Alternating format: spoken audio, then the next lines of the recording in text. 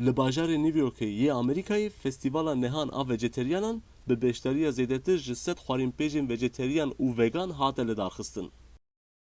Xwarînpêjan gelek xwarînên nebatî amade kirin û ji bo beşdarên festîvalê re avayekî nû yê jiyanê pêşkeş kirin.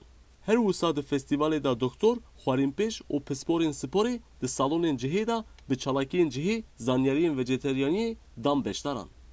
Di festîvalê de ji bo zarokan jî çalakiyên cihê hatin lidarxistin.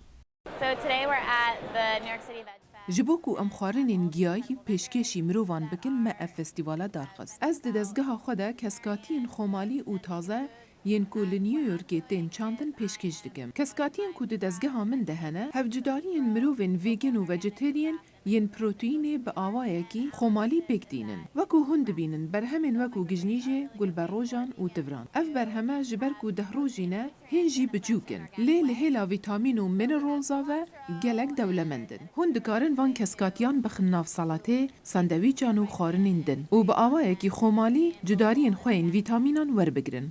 Eddie Rodriguez ku di festîvalê de xwarînên vegan çê dike, balkişan ser feydeyên veganîbûnê. We're at the New York Food Festival today. Em di festîvalê de xwarinên vejeteryan ên giravên Karîbiyan çê dikin. Ji beşdarên festîvalê re tarîfên xwarinên vejeteryan û vegan didin. Ez hin xwarinan dîsa bi eynî tamê bi awayekî vegan çê dikim. Ev 3 salin ez veganim. û ew ji bo laş û mejiyê min gelek baş e. Ez xwe pir bihêz dibînim.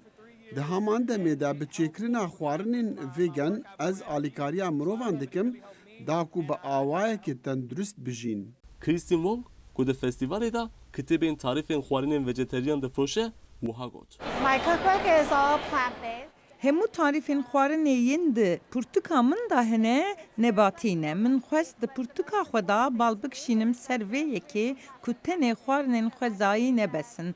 Divê em bala xwe bidin çanda danûstandinê. Lewre ew poşetên plastîk ên ku di danûstandinê da em bikartînin dibin sedema kuştina heywanan. Sebzeyên ku di tarîfê min de tên bikaranîn ew berhemên ku hûn dikarin bê poşet û ambalaj bikirin. Ev xwarina ku bi sebzeyan hatiye çêkirin favoriya min e.